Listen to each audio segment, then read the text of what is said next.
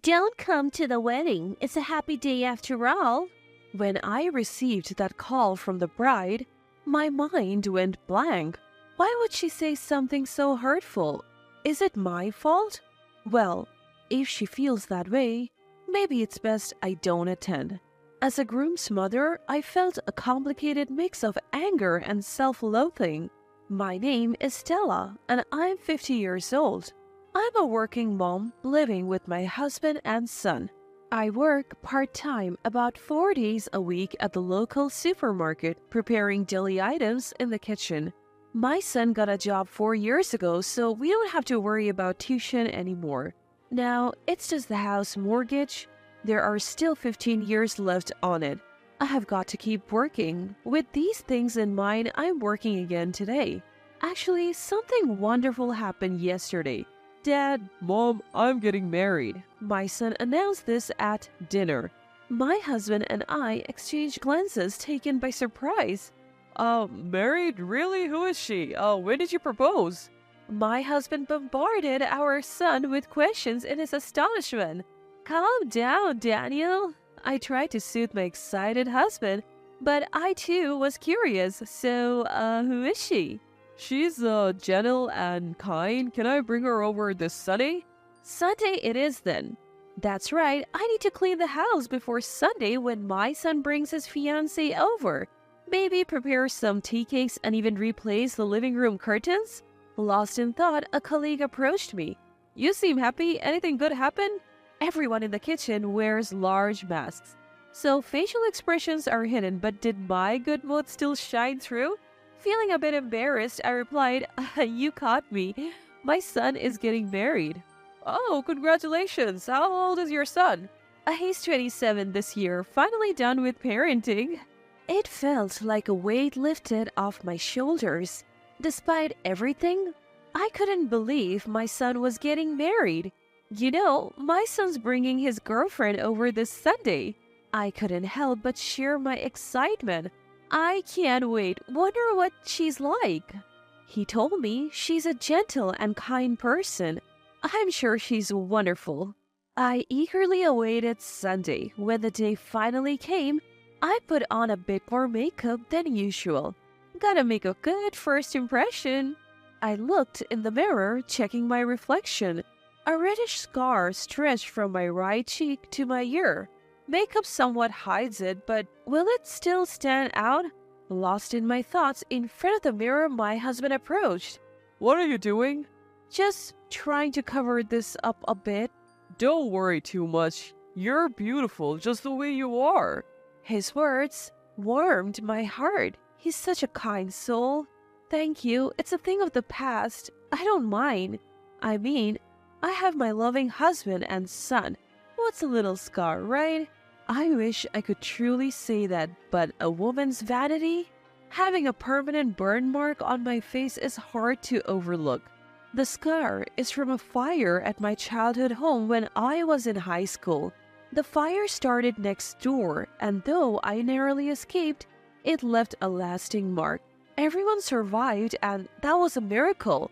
But there were moments I wish the flames had taken me. I believed the scar meant no more love, no more romance. I retreated, convinced I would never be loved again. The trauma from those teenage years was overwhelming, leading to some dark thoughts. But my savior during those times was my husband. We grew up together, our families closely knit. Concerned about my despair, he would visit daily, offering words of comfort. I don't care about the scar. You're still the same beautiful person to me. At first, I was wary of his words, but gradually I opened up. Our bond grew, leading to marriage. I am forever grateful to him for saving me back then and for supporting me now. Marriage is truly wonderful. I thought as much looking at my husband's broad back. The scar remains, but meeting my husband, getting married, and having our child are treasures I wouldn't trade for anything. It was just past noon when the doorbell rang. Seeing the woman our son brought home, my husband and I greeted her with warm smiles. Welcome, please come on in. I led our son and his girlfriend into the living room. Thank you for having me. Just as our son had described, she seemed calm and kind-hearted. She had a radiant fair complexion framed by beautiful black hair. Her name was Gabriela. She works as an office clerk and she's 2 years younger than our son. Both my husband and I were impressed by her modest and humble demeanor. I felt so relieved. She seemed like a good person. I let out a sigh of contentment. So, where are you from? My husband asked, trying to ease any tension. I'm from Charleston, South Carolina. Ah, Charleston. Beautiful views and delicious food. A wonderful place. Thank you. What do you do for a living? I drive a taxi. That's impressive, making a living driving. My husband spoke gently and Gabriella replied in the same calm manner. Our son looked relieved seeing them interact. I'm so glad you have brought such a beautiful person into our lives, I whispered to him. You know, she's way out of my league. He replied, blushing. I looked forward to their future together. He might be a handful sometimes, but please take care of him, I said to Gabriella. But she just gave me a vague smile, not meeting my eyes. Maybe she was still nervous? I tried to engage her more in the conversation, but she only offered polite smiles to my efforts. Is your job demanding? It's okay. Do you have any hobbies? Not really.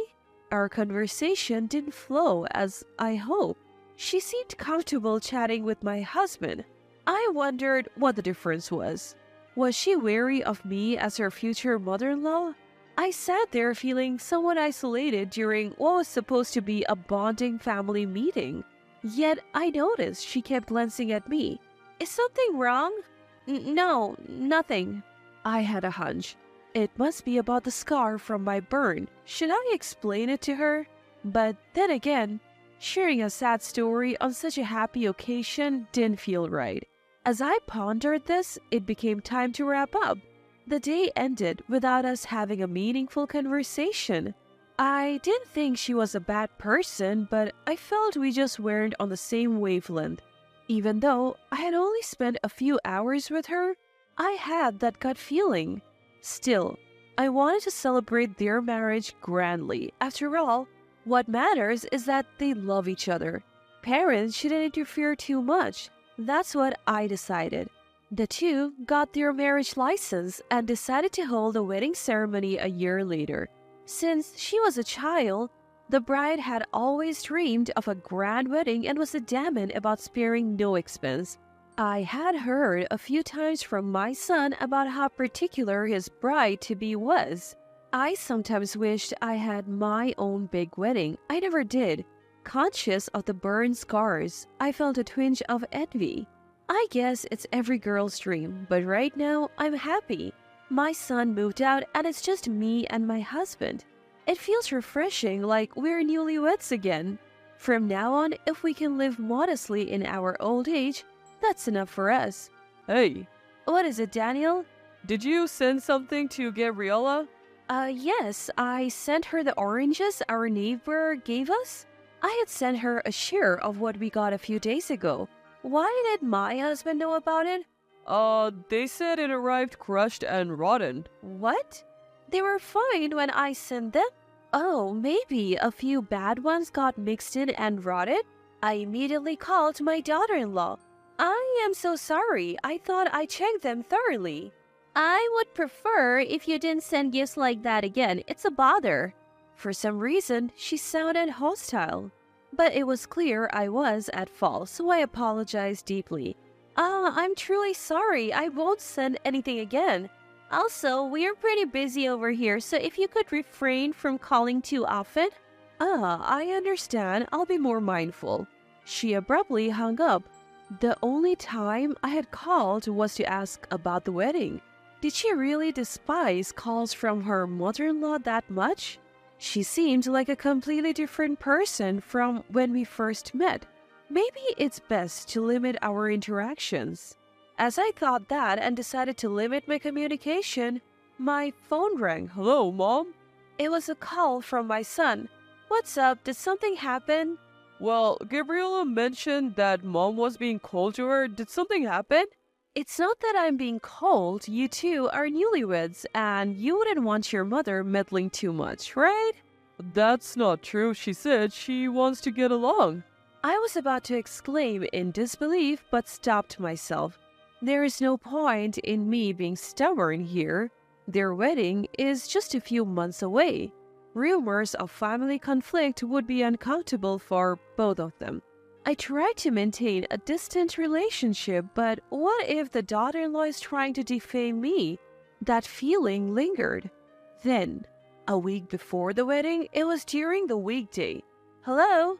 Oh, is this mother-in-law? It's me. Oh, what's going on? It was a rare call from the daughter-in-law. It's almost been a year since their marriage certificate was issued and our awkward relationship continues. This sudden call from her, what could it be? Actually, about the wedding, can you not attend? What? Why all of a sudden? I exclaimed in surprise. Your burn scar is disgusting. It's like you're a monster. It would ruin the whole wedding, so can you understand how I feel and not come? I was lost for words at this sudden insult. I was barely able to stand while holding the phone. Daughter-in-law continued pouring out her frustrations. She had disliked me since the family meeting day. That cold demeanor and ambiguous responses were because she was uncomfortable with me. As she imagines her ideal wedding, my presence seems like a stain on it. She went into great detail. You're disgusting. Why don't you voluntarily back out? How could you live looking like that? Daughter-in-law continued to coldly berate me without any remorse. She had always despised me. I should have noticed earlier and distanced myself. It's too late now. The rift between daughter-in-law and me became insurmountable. Thinking I had to get along feels so naive now. So you're telling me to skip the wedding, right? Yes, that's right. Fine. Great, please don't come to the venue on the day. Just say you weren't feeling well. All right, I'll do that. With that, I hung up the phone with a click. Skip the wedding? Does she even know who she's talking to? Challenge accepted. I'll gladly miss it. But with that determination, I couldn't hold back the tears. On the day of the wedding, I truly didn't attend. The ceremony was scheduled for 12 p.m. But even after 10 a.m., I was relaxing at home watching TV. Suddenly, my cell phone rang loudly. Hello? Hello, mother-in-law? Father-in-law isn't here yet. Wasn't it just you who was supposed to miss? Well, Daniel is here at home, I said, glancing at my husband reading in the living room. Just a regular day off. What do you mean? He suddenly felt unwell. I was just about to let you know. I handed the phone to my husband. Sorry, but I can't make it today. I'm feeling off, just like my wife. Wait a minute, father-in-law, a last-minute cancellation? Listen, you treated my wife like a monster and forced her to miss. I just don't feel up to attending. I could tell Gabriella went silent on the other end when my husband said that. His eyes burned with anger. Normally, he's so calm and hardly ever shows anger. Look, that's how it is, so we won't be attending. And we didn't attend the wedding.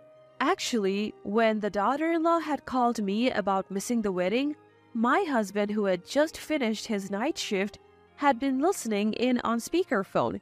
He remembered every single word of that conversation. And after hanging up, seeing me in tears, he hugged me and said, I won't let you take the blame alone. I'll skip it too. We are in this together as a couple.